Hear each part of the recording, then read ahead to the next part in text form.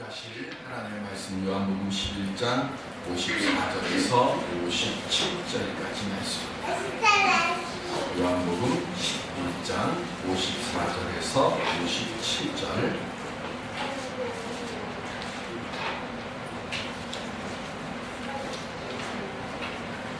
그러므로 예수께서 다시 유대인 가운데 드러나게 하는지 아니하시고 거기를 떠나 빈들 가까운 곳인 에브라임이라는 동네에 가서 제자들과 함께 거기 머무시느니라.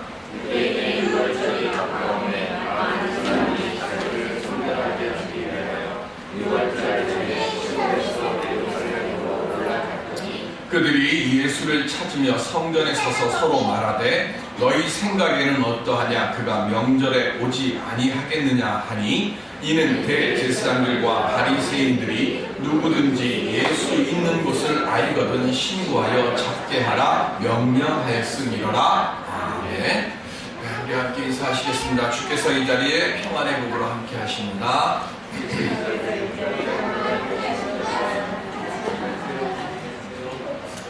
말을 키우고 있는 사람이 있었습니다. 그런데 말을 이렇게 풀어서 키웠는데 이 말들이 있는 곳에 마침 학교 버스가 정차하는 지역에 있었습니다.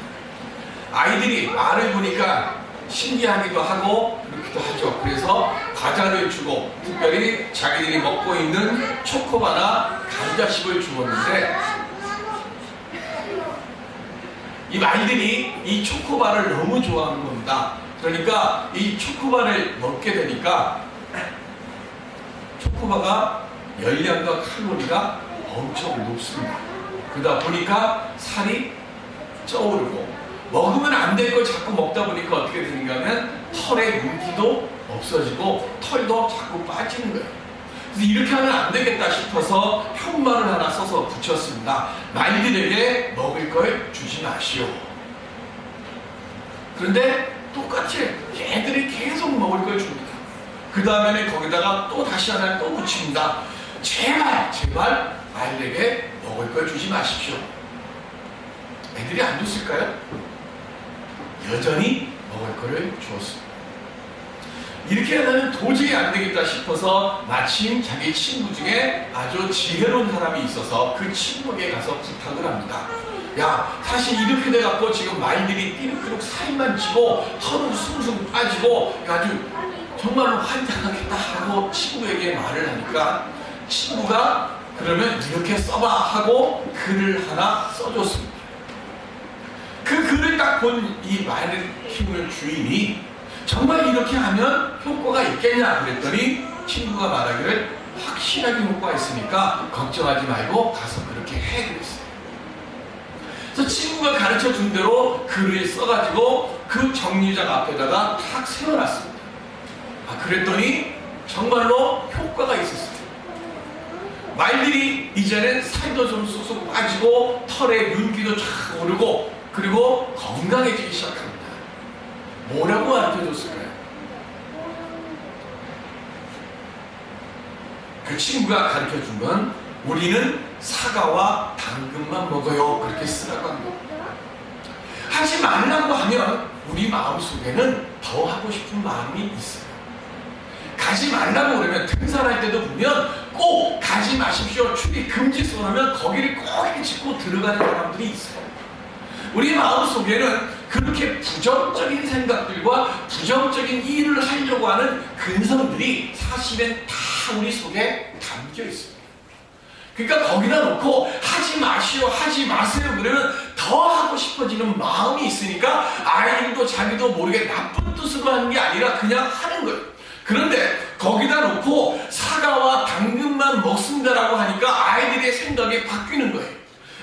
과자를 주면 안 되고 사과하고 당근을 줘야 되는구나. 그러니까 내게 지금 사과하고 당근이 없으니까 줄까요, 안 줄까요? 안 주기 시작하는 겁니다.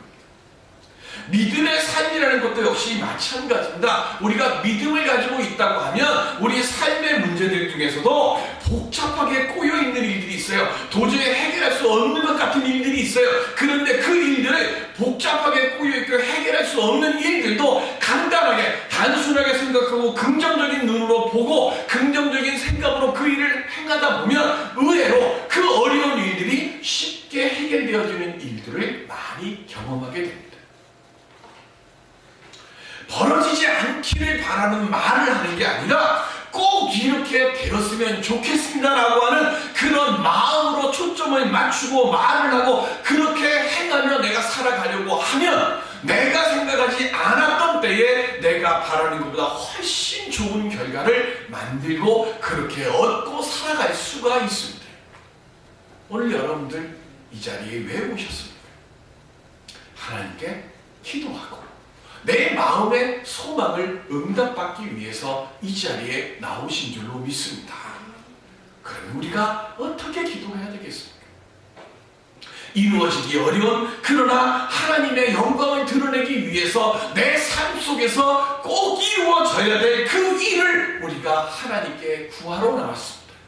그렇다면 하나님 이렇게 되는 것 하지 말게 하여 주옵시고 이것이 아니라 하나님 내가 하나님의 영광을 위해서 이러한 일들을 내게 필요하옵나니 하나님 이 일을 이룰 수 있도록 제게 지혜를 주시고 제게 바른 마음 주옵시고 제게 회개의 영을 허락하여 주시옵시고 그래서 그 은혜의 영으로 내가 바라고 원하는 말을 주님의 영광을 위해서 응답받게 하여 주옵소서.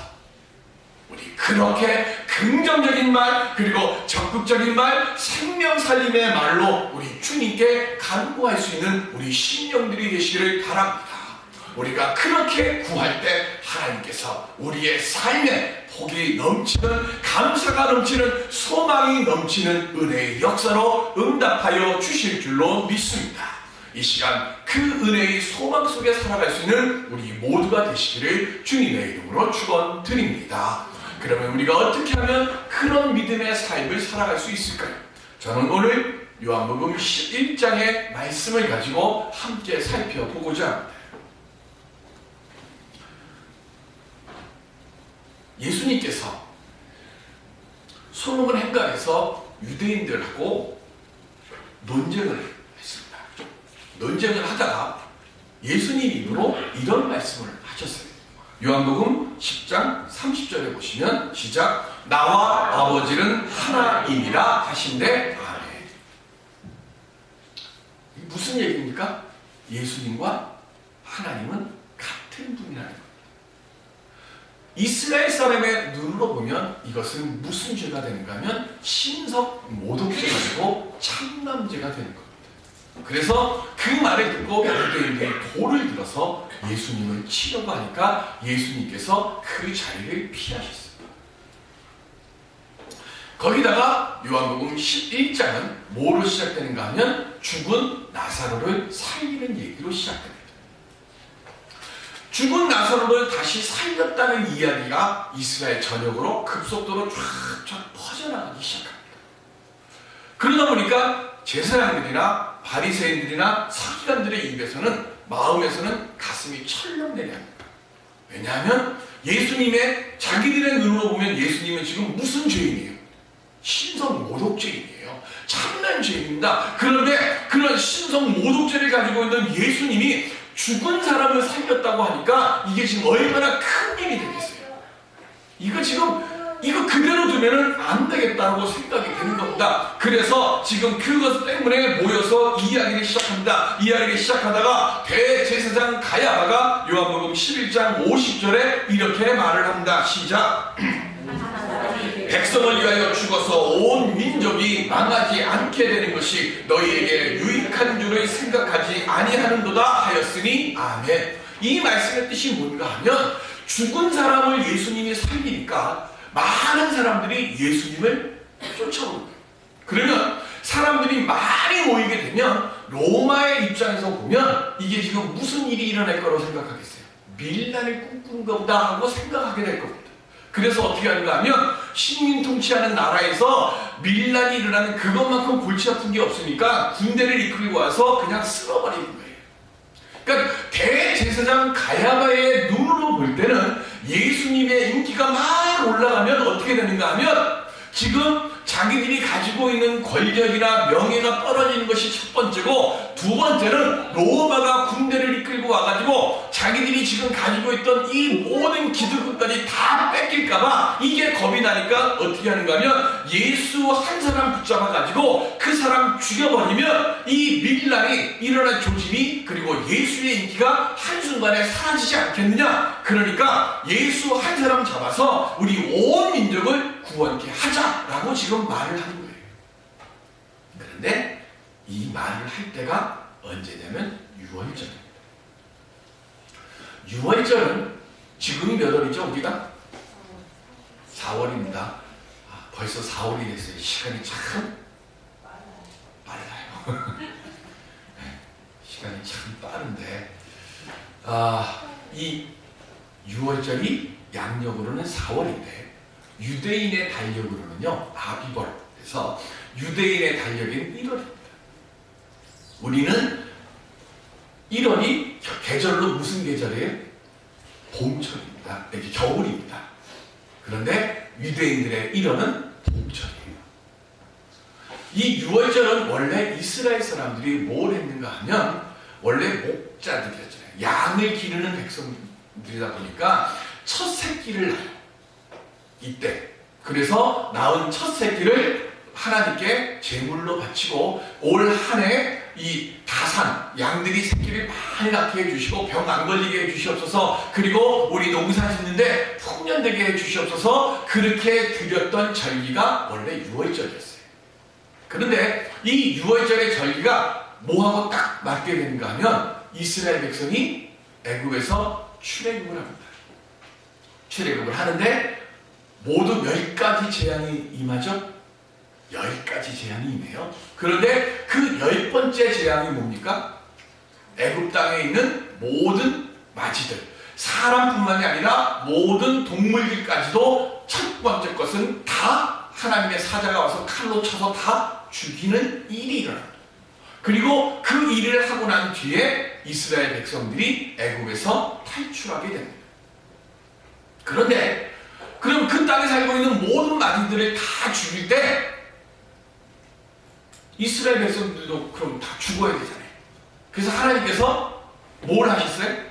건짐을 받게 해주시려고 뭘 했는가 하면 문설주에다가 그러니까 문설주에 양이나 염소를 잡아서 피를 그 문설주에 바르게 되면 그 짐은 어떻게 한다고요? 넘어간다. 건너뛴다 그랬어요. 그래서 유월입니다. 넘어갔다. 이 영어로 얘기할 때는 패스 오버 이렇게 되는 겁니다.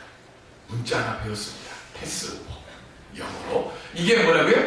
유월절. 넘어가더라. 어린 양의 피를 싹 발라서 넘어가게 하는 겁니다.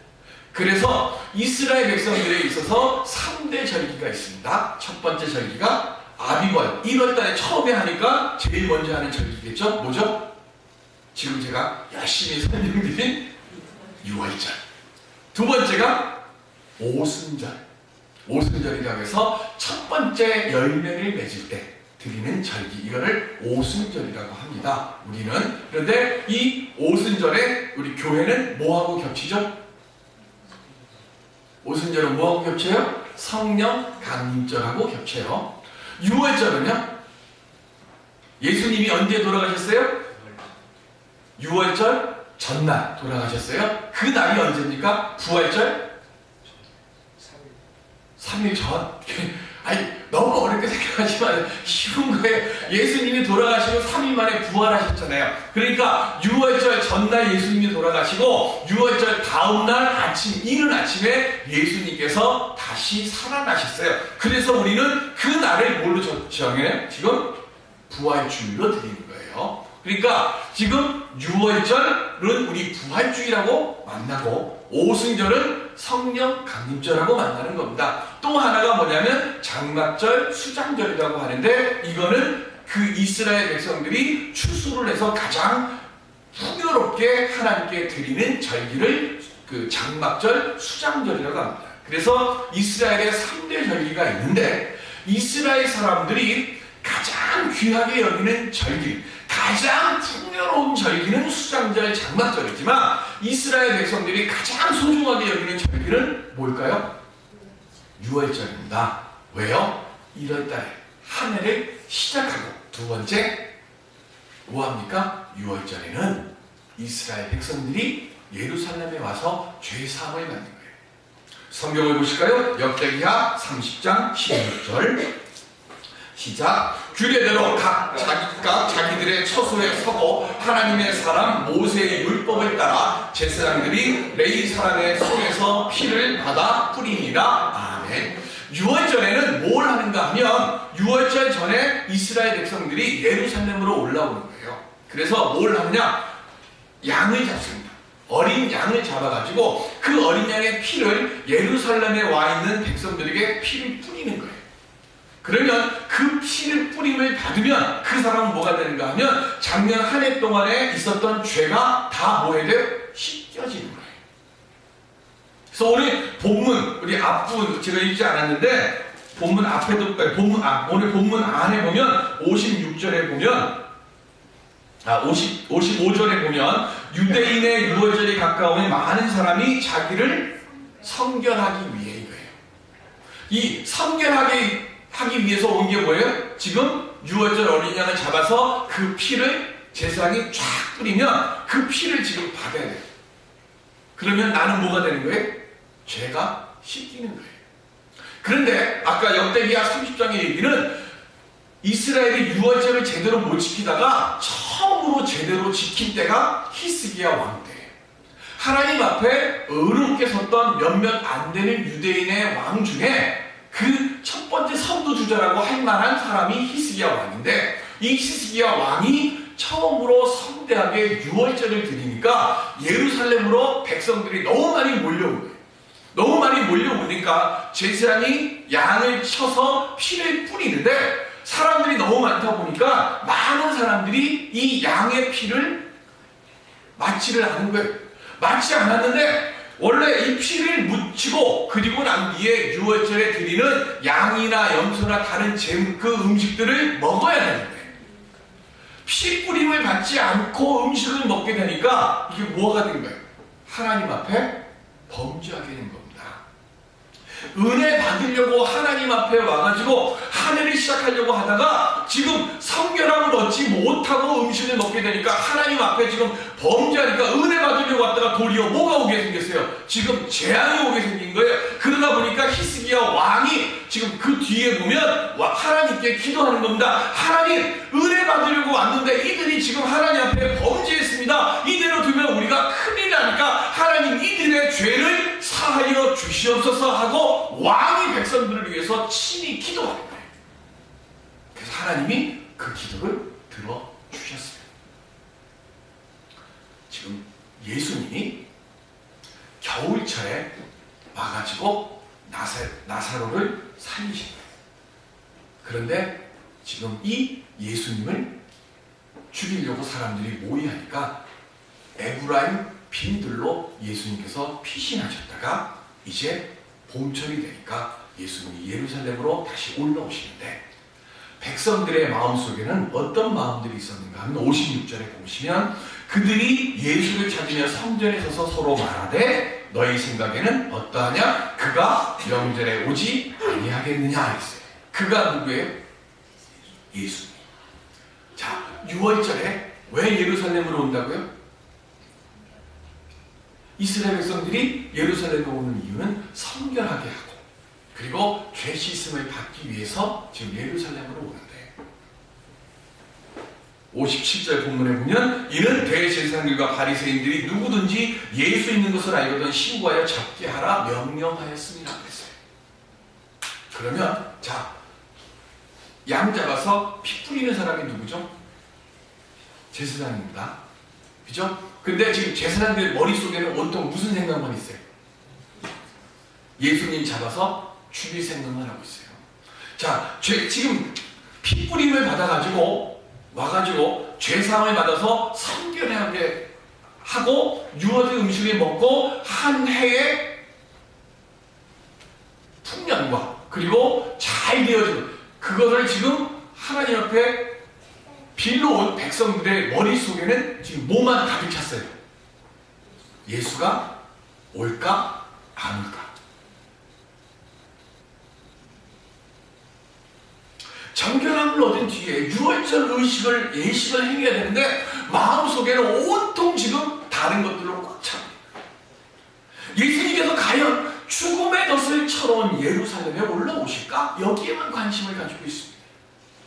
예배를 드리러 올 때 우리 마음이 어디를 향해야 됩니까? 하나님을 향해야 은혜가 되는데 헛된 것들로 가득 차 있으면 하나님의 은혜가 임할 수 있겠습니까? 여러분들이 오늘 예배당에 오시기 전까지 무슨 생각과 무슨 일과 무슨 어려움과 무슨 아픔이 있는지 몰라요.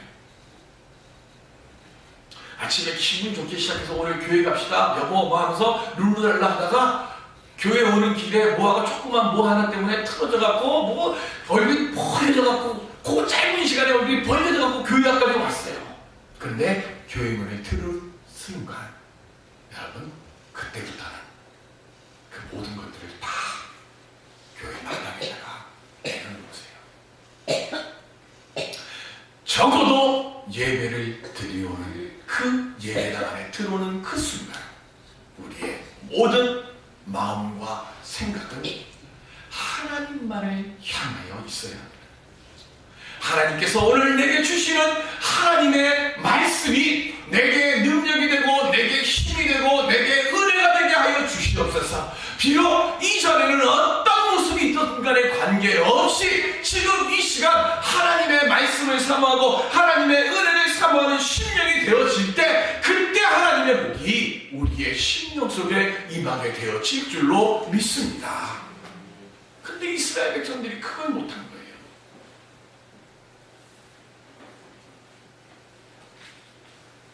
예수님은 죽음의 덫이 쳐져 있는 예루살렘으로 들어오셨습니다. 왜 들어오셨습니까? 겨울철 동안 왜 에브라임 빈들로 가셨어요?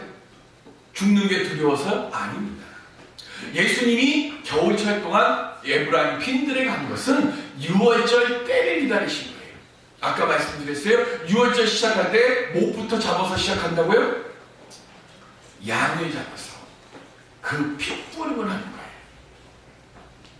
해마다 핏부림을 했습니다. 그리고 대속죄일에는 아사셀이라고 해서 레이기에 보면 염소 2마리를 세워가지고 한 마리에게 2마리에다가 자기들의 죄를 다 뒤집어 씌워요. 그리고 한 마리는 제단 앞에서 잡아가지고 그걸 태워서 하고 그걸 먹습니다. 그리고 한 마리는 3일 동안 데리고 나가요. 저 빈 강에. 그리고 나서 너 우리 죄 다 짊어지고 갔으니까 돌아오면 안 돼. 돌아오면 큰일 나. 그렇게 하고 염소를 걷다 내버려 두고 돌아옵니다.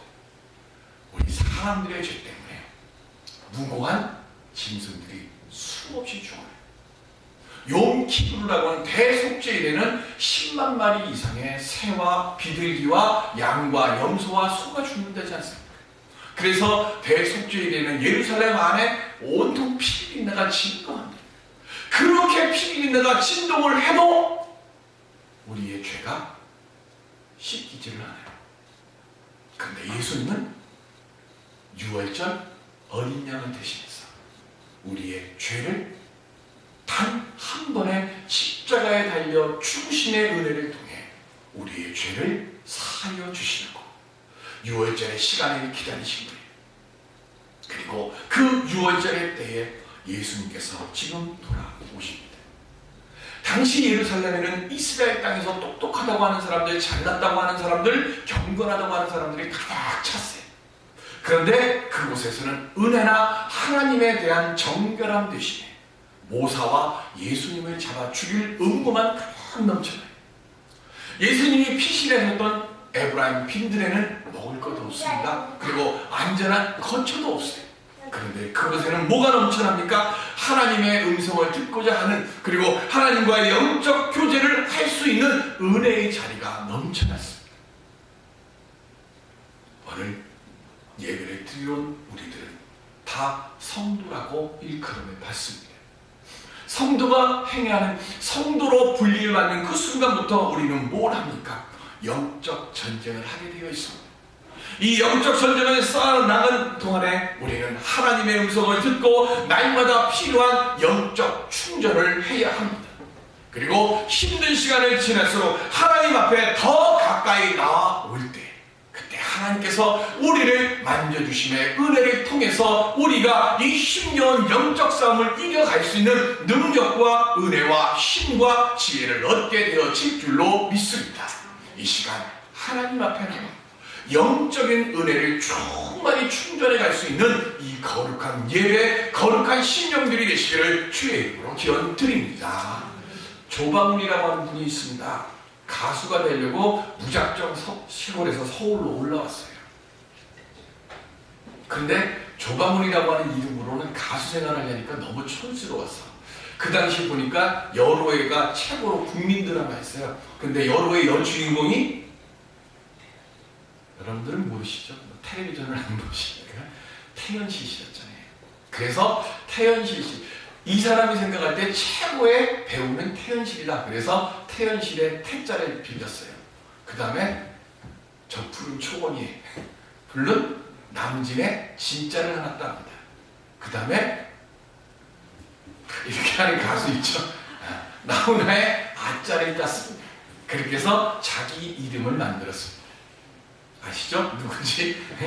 그런데 이 사람이 신인 가수왕을 받고 잘 나가다가 건드려 좀 문제가 하나 생겼습니다. 아주 무서운 사람의 저희를 건드려가지고 한국에 살면 목숨을 못 건지니까 미국으로 도망을 갔어요. 그런데 미국으로 도망가서 제일 먼저 한 게 좀 좋은 걸 해야 되는데, 이 촌사람이 미국 가갖고 제일 먼저 들린 데가 라스베가스입니다. 라스베가스에 가면 뭐가 있습니까?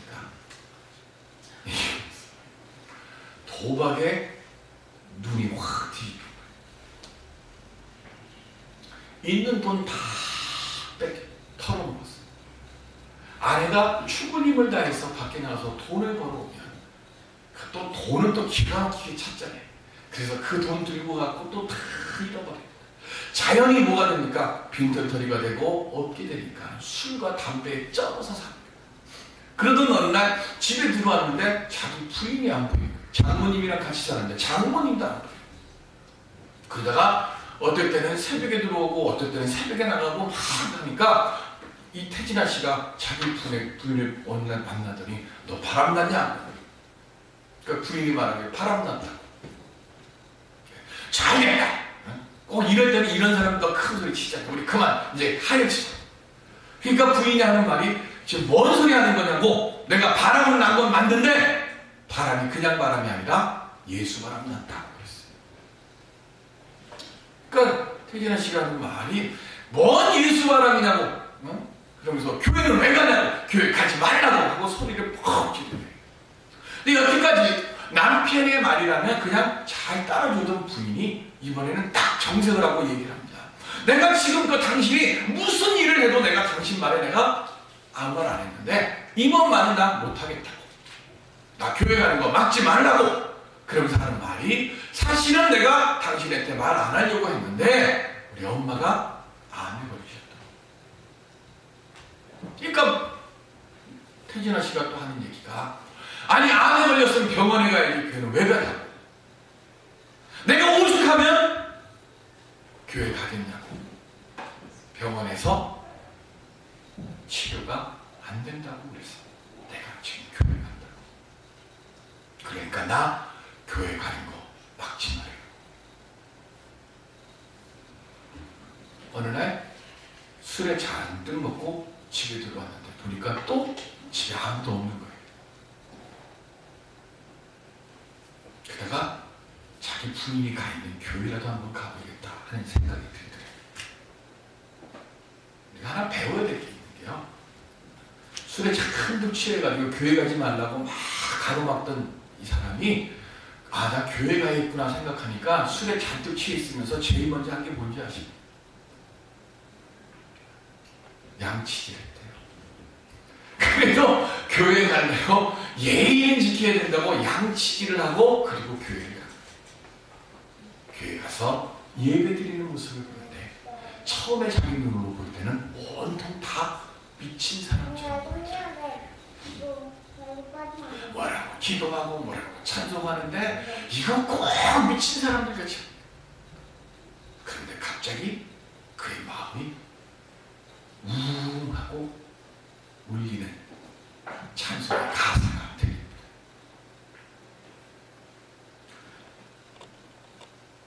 인내하신 구세주여 내 말 들으사 죄인 오라 하실 때에 날 부르소서 하는데, 죄인 오라 하실 때에 날 부르소서. 갑자기 그 말을, 그 찬송 가사가 귓전을 뻥.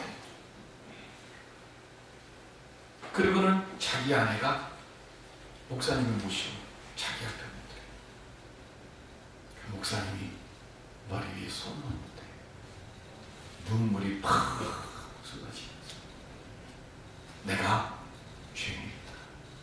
내가 죄인이다. 그 다음에 나오는 게 뭡니까? 그 다음에 나오는 게 목격이 중요해요. 회심하고 나서 그 다음에 시계 팔고 뭐 하면서 이거 하고, 그리고 난 뒤에 하나님이 은혜 주셔서 지금 이렇게 열심히 살고 있어요. 그 하나님께서 병원에서 못 고칠 것이라 했던 장모님의 병도 낫게 해주십니다.